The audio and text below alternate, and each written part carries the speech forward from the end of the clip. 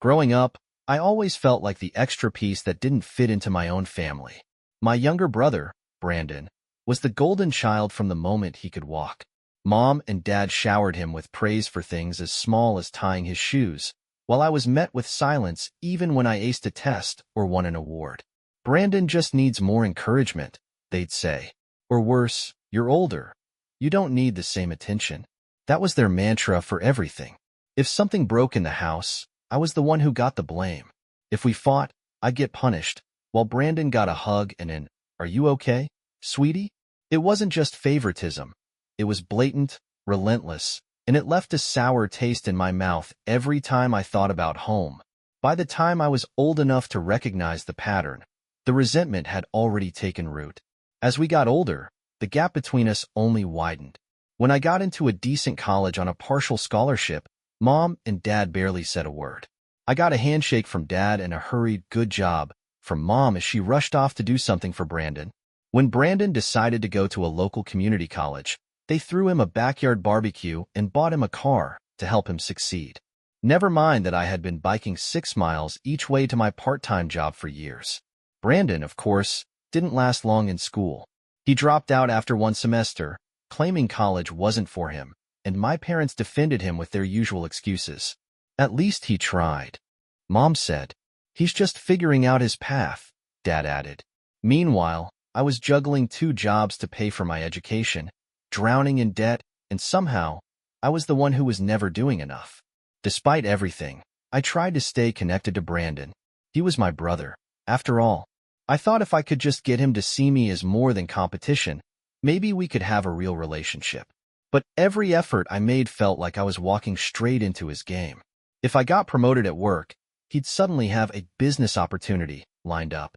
If I brought a girlfriend to a family dinner, he'd have a new, serious relationship to show off.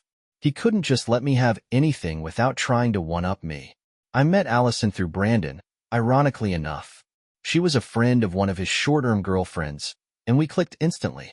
She was everything I'd ever wanted in a partner. Sharp, funny, grounded, and stunning in a way that made my heart race. Being with her felt easy in a way nothing else in my life ever had. We started dating, and within a year, we moved in together. For the first time, I felt like I had something real, something my brother couldn't take away. My parents, of course, didn't make it easy. Mom would throw backhanded compliments at Allison, like, "You're way too pretty for him," or, "What do you see in our Jason anyway?" Dad, true to form, barely acknowledged her at all. Brandon, though, was different. He took an immediate interest in our relationship, always asking questions about Allison. What she did for work, what she liked to do for fun, where she grew up. At the time, I thought he was just being friendly. Looking back, I should have seen the signs. Allison and I had been together for 5 years when I proposed to her. It wasn't flashy, just a quiet night at home with takeout from her favorite Thai place and a ring I'd spent months saving for. She said yes, and for the first time in years, I felt like my life was finally heading in the right direction. We started planning a small wedding, something intimate and low-key, and focused on saving for a house. Everything felt like it was falling into place. When we told my family about the engagement, the reactions were mixed. Mom smiled, but it didn't reach her eyes. "Oh, how nice," she said, her tone dripping with insincerity. Dad muttered, "Good luck," without even looking up from the game on TV. Brandon's reaction was the strangest. He congratulated us, but there was something about the way he smiled that sent a chill down my spine. It wasn't happiness. It was something else, something darker. I brushed it off as my imagination. The next few months were a blur of wedding planning and long work hours. Allison and I were both busy saving money, so we didn't see each other as much as we used to. I figured it was just a temporary thing, that once the wedding was behind us, we'd get back to normal. But there were little things that nagged at me, moments I couldn't quite put my finger on. Allison was on her phone more often, smiling at messages she'd quickly dismiss as work stuff. She started going out with friends more, coming home late smelling faintly of wine and something I couldn't place. I told myself it was just stress, that every couple went through rough patches. I didn't realize how wrong I was until it was too late. A few months before the wedding, things started to unravel in ways I couldn't ignore. Allison was distant, emotionally and physically. I tried to plan nights for us to reconnect, but she always had an excuse. Work was too demanding, her friends needed her, she just wasn't feeling well. I told myself it was wedding stress, but deep down, I could feel something shifting between us. One night, she came home late after a supposed girls' night out.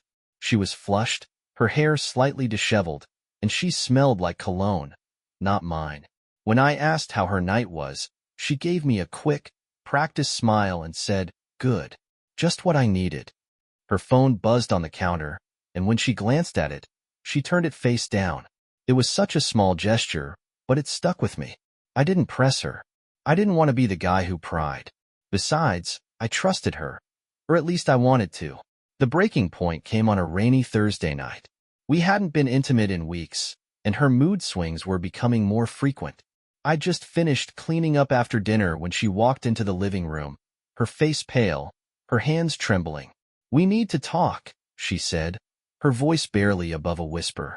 My heart sank. Those words never meant anything good. I sat down, bracing myself for whatever was coming. She didn't sit with me. Instead, she stood by the window, staring out into the rain. "I'm pregnant," she said, the words tumbling out in a rush. For a moment, my brain refused to process it. Pregnant. A baby. I should have been happy, but something about her tone, about the way she refused to look at me, set off alarm bells. "Are you serious?" I asked, my voice cracking. She nodded but still wouldn't meet my eyes. "It's not yours." The world seemed to tilt. I couldn't breathe, couldn't think. All I could do was sit there, frozen, as she finally turned to face me, tears streaming down her face. "I'm so sorry," she said, but the words felt hollow. It wasn't supposed to happen. I didn't mean for it to. "Who?" I managed to choke out. She hesitated, and that hesitation was all the confirmation I needed. My stomach churned as I whispered, "Brandon." She flinched as though I'd slapped her. "It wasn't planned," she stammered. "It just happened." He said things that made me doubt everything, about us, about my future. I was weak, and I made a mistake. A mistake. That's what she called it. A mistake that spanned months, that involved my brother, of all people. The air between us felt thick and suffocating. My hands clenched into fists, not out of anger at her, but at the sheer weight of the betrayal. My fiancé and my brother. I couldn't even comprehend it. "You need to leave," I said finally, my voice trembling with barely restrained fury. "Please, Jason," she begged, stepping toward me. "I love you. I know I messed up, but we can fix this. We can." "Get out," I snapped louder this time. I couldn't look at her anymore, couldn't bear to see the woman I'd planned to marry standing there, crying over a baby that wasn't mine. She left that night. I didn't watch her go. I couldn't. Once the door clicked shut, I sat in the dark, staring at nothing. The weight of what had just happened crushed me, and for hours, I couldn't move. When I finally mustered the strength to pick up my phone, I called Brandon. He answered on the third ring, sounding annoyingly casual. "Hey, what's up?" "You know damn well what's up," I snarled. There was a pause, then a sigh. "Look, man, I didn't mean for it to go this far." "This far? You slept with my fiancée." My voice was shaking now, barely controlled. "It's not like I planned it," he shot back, his tone defensive. "She came to me, Jason. Maybe if you'd been paying more attention to her, she wouldn't have." I hung up before he could finish. My hands were trembling so badly I almost dropped the phone. The audacity of him to blame me, to act like I was somehow at fault for his betrayal, was beyond anything I could have imagined. I didn't sleep that night. I just sat in the silence, replaying every moment of my relationship with Allison, every interaction with Brandon, trying to pinpoint where it all went wrong. The next morning, I decided to confront my parents. I knew they'd take Brandon's side, they always did, but I needed to say my piece. When I arrived at their house, Brandon was already there, sitting at the kitchen table with our mom, who looked up at me with a strained smile. "Jason," she started, but I cut her off. "Don't," I said, my voice cold. "You don't get to smooth this over." I turned to Brandon. "You destroyed my relationship. You betrayed me, and for what?" To prove you could? Come on, Brandon said, leaning back in his chair with that infuriating smirk. You're overreacting. It's not like I planned this. You're unbelievable, I said, shaking my head. I looked at my mom, who was already tearing up, and my dad, who sat silently with his arms crossed. And you're just going to let him get away with it, aren't you? Jason, my mom said, her voice trembling, he's your brother. You need to forgive him. Family is. Don't say it, I snapped. Don't you dare say family is everything.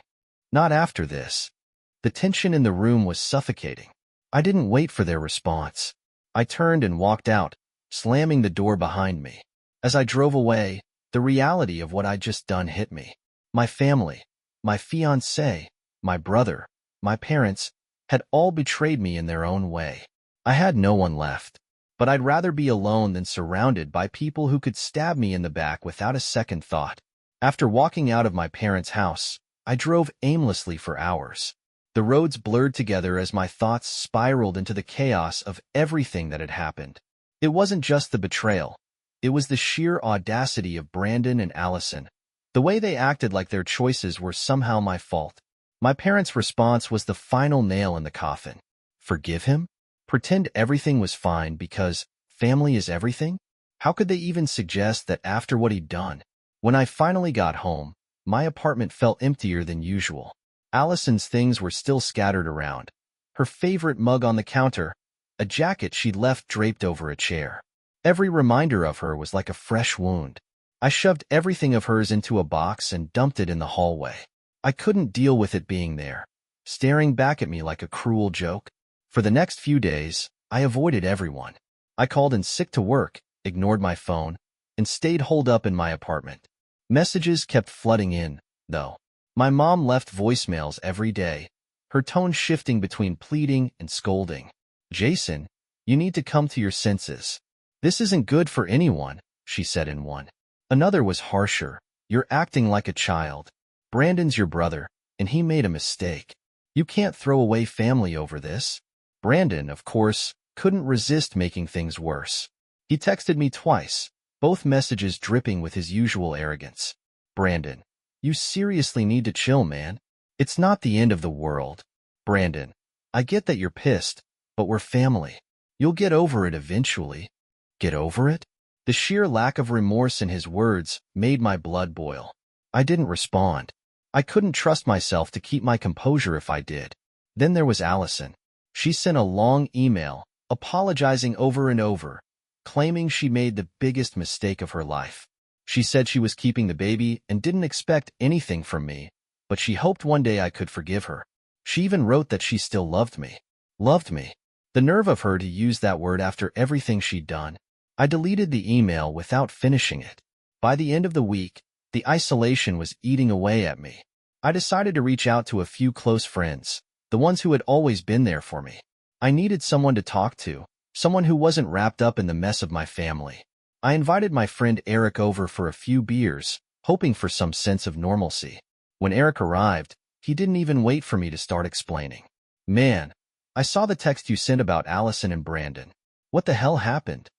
So, I told him everything. From the engagement party where Brandon started acting too interested in Allison, to the night she admitted the affair, to my parents' ridiculous demand that I forgive him.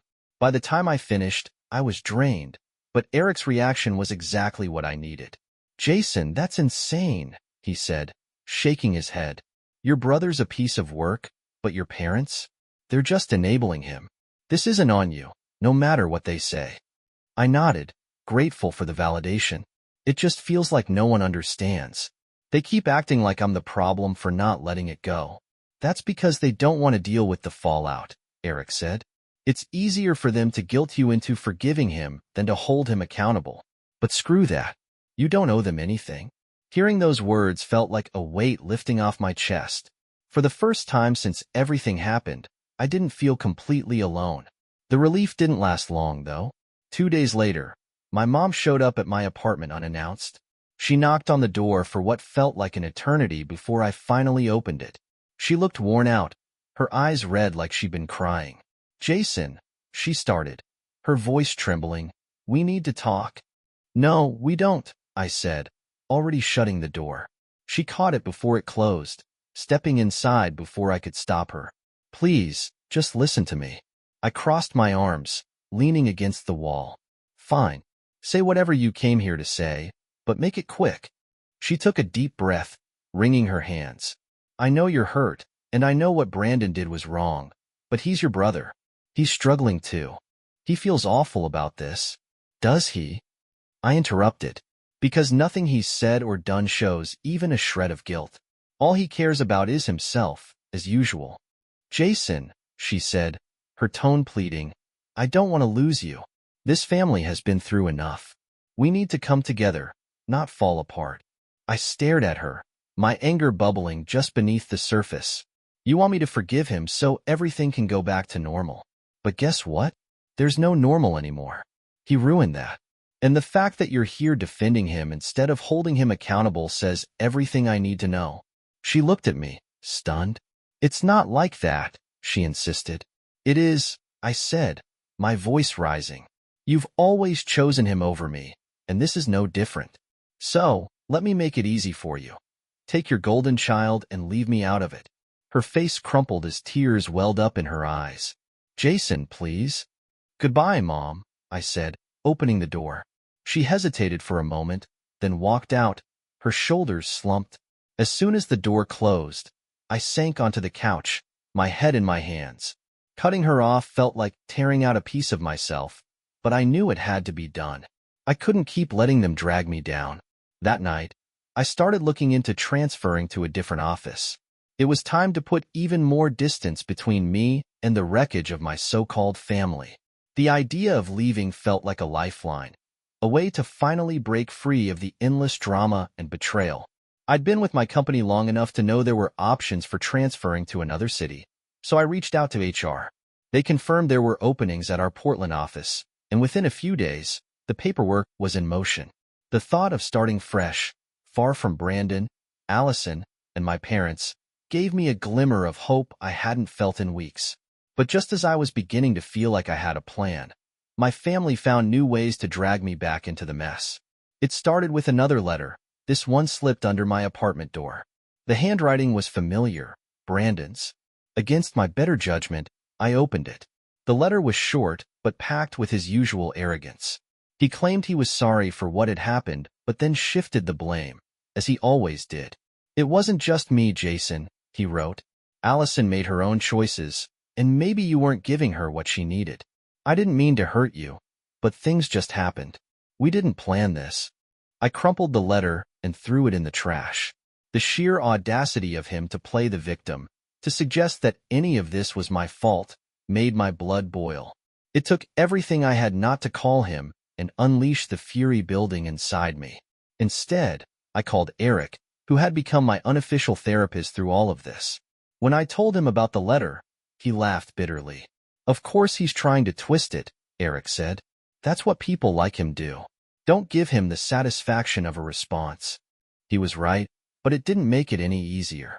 The anger sat in my chest like a burning coal, and no amount of venting or distractions could extinguish it. The next blow came a week later. I was in the middle of packing when there was a knock at my door. I froze, half expecting it to be my mom or Brandon again. But when I peeked through the peephole, I saw a delivery driver holding a large box. I opened the door, signed for the package, and carried it inside. The return address was familiar. My parents' house? I debated whether to open it, but curiosity got the better of me.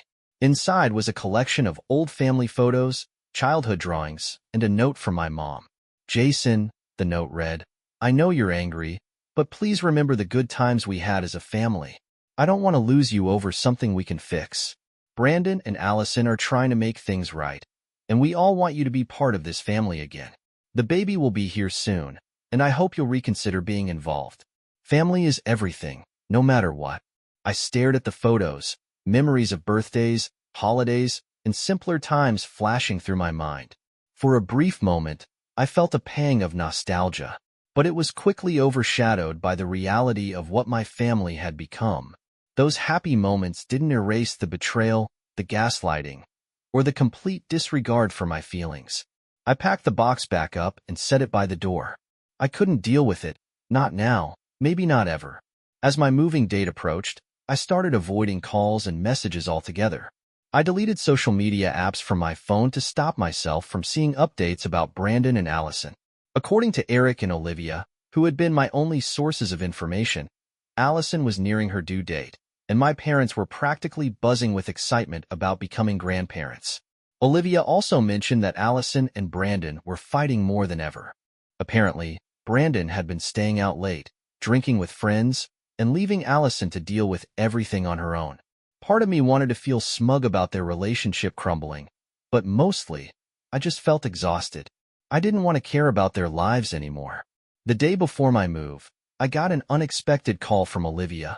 She sounded hesitant, like she didn't want to say whatever it was she called about. "What's going on?" I asked, already bracing myself.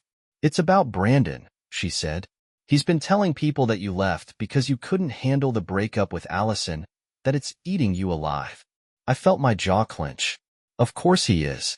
He can't take responsibility for anything, so he has to make me look like the bad guy. "There's more," she said quietly. "He's been spinning this story that you're obsessed with Allison and that you can't move on. He's trying to make himself look like the victim in all of this." I closed my eyes, taking a deep breath. "Thanks for telling me, Olivia. I appreciate it." "You're welcome," she said. "I just thought you should know before you leave. If you ever need anything, don't hesitate to call, okay?" I hung up feeling more determined than ever to get out of town. The next morning, I loaded the last of my things into the moving truck and handed the keys to my landlord. Standing in the empty apartment, I felt a strange mix of relief and sadness. This wasn't the life I'd imagined for myself, but at least I was taking a step forward. As I started the drive to Portland, my phone buzzed with one last message from my mom. "I hope you'll change your mind someday. We'll always be here, waiting for you." I deleted the message without replying and focused on the road ahead. For the first time in months, I felt like I could finally breathe. The drive to Portland felt like shedding a skin I'd been trapped in for years. With each mile, the weight of my family, Brandon, and Allison felt a little lighter, as if the distance itself could erase the scars they left behind. By the time I arrived, the exhaustion had set in, but it wasn't just physical. I was drained emotionally, and all I wanted was to sleep and forget, even for a little while. The first few weeks in Portland were surprisingly quiet. My new apartment was small but cozy, and I'd intentionally left most of my old things behind, bringing only what I needed. Starting fresh felt easier without constant reminders of what I'd lost. The office was welcoming, the team friendly but not overly intrusive, which suited me just fine. Work became my refuge, the one place where no one knew about the chaos I'd left behind. But the peace didn't last long. My parents, predictably, couldn't let me go. They started sending letters to my new address. I still don't know how they got it, probably Brandon or someone else I trusted once. The letters started the same way every time. "Jason, we miss you. We just want to talk." Then came the guilt trips. "Your brother's trying his best, but this is breaking him. He needs you. We all do." And the kicker? "The baby will be here soon. Don't you want to meet your nephew?" I didn't respond to any of them. I couldn't. Every word felt like a knife twisting deeper. They weren't asking for reconciliation.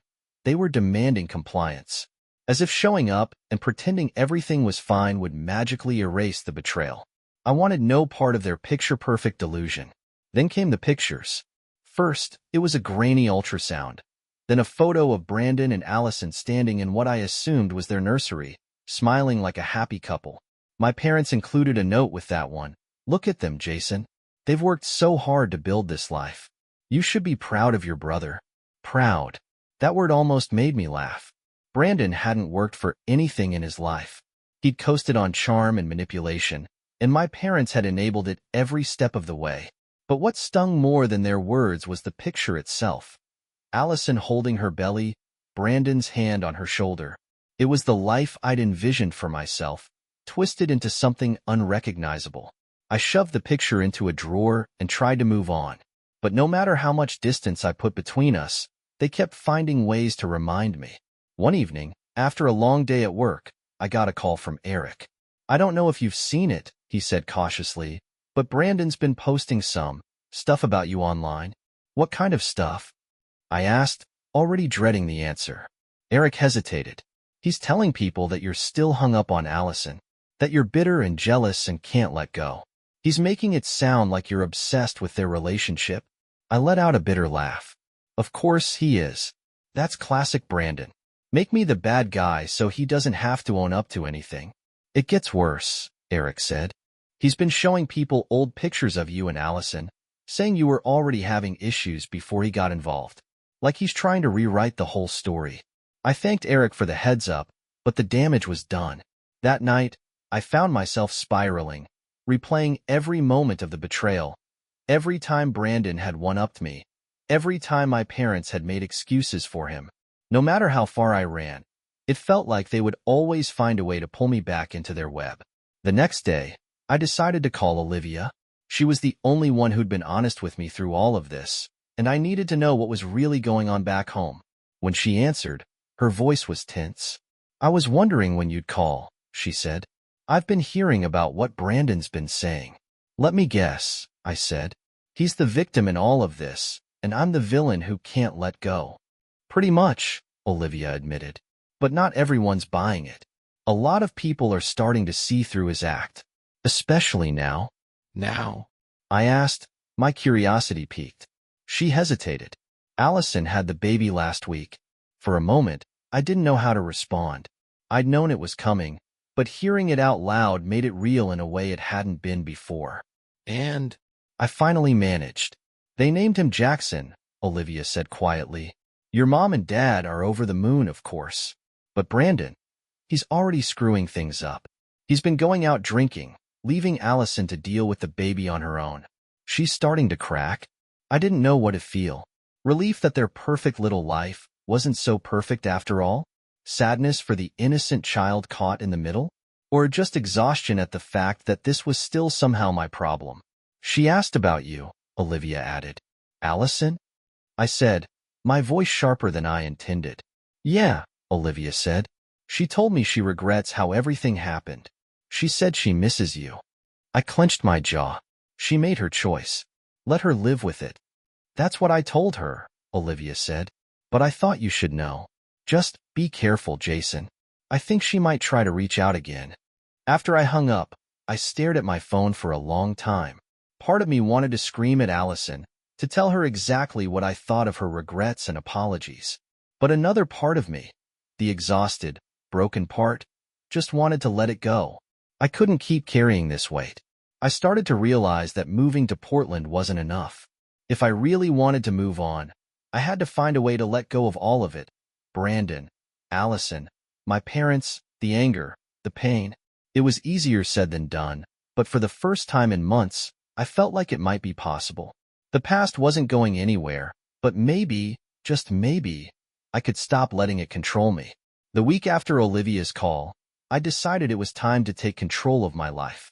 I couldn't keep letting Brandon and Allison's choices define me, and I definitely couldn't keep giving my parents power over my emotions. Portland was supposed to be my fresh start, and I was done letting the past follow me here. That resolve was tested almost immediately.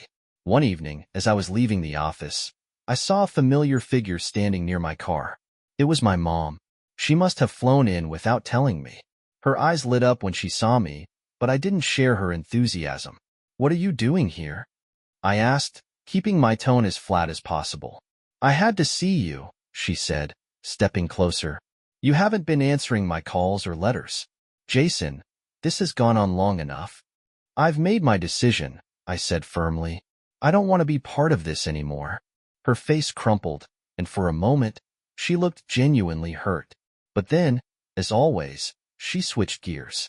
You can't just walk away from your family, she said. Brandon made a mistake, but he's trying. The baby, your nephew, deserves to know his uncle. Do you really want to miss out on that? I laughed bitterly. You think I care about playing uncle to the product of your golden child's betrayal? I warned you years ago that enabling him would come back to bite you. Now it has, and you want me to pretend everything's fine? No, I'm done. Jason, she said, her voice breaking, you're being so cruel. And you've been blind, I snapped. Blind to who Brandon really is, blind to how much damage you've done by always taking his side. I'm not going to sacrifice my sanity, so you can keep pretending we're some picture-perfect family. Go home, Mom. She didn't try to stop me as I got into my car and drove off. For the first time, I didn't feel guilt or hesitation, just relief. A few days later, Olivia called again. You're not going to believe this, she said. Brandon's completely imploding. Apparently, after another night out drinking, he'd gotten into a screaming match with Allison in front of their house. Neighbors called the cops, and though no one was arrested, the incident had sparked a new wave of gossip. Even my parents couldn't deny that Brandon was spiraling. I don't know what they expected, I told Olivia. He's been coasting his whole life. Now, when things get tough, he's showing who he really is. Do you feel better, knowing he's finally getting what he deserves? She asked. I thought about it for a moment. No, I said honestly. It doesn't change anything. I just feel tired. She didn't argue. I think she understood better than anyone how much I wanted to move on. A few weeks later, I got one last letter from my parents. It was surprisingly short and to the point. They said they regretted how things had played out and that they hoped I'd come back into their lives someday. But the tone was different, less demanding, almost resigned. They knew they'd pushed me too far. I folded the letter and tucked it away, not because I intended to respond, but because I needed the reminder. The reminder that walking away wasn't just about escaping the chaos. It was about protecting myself.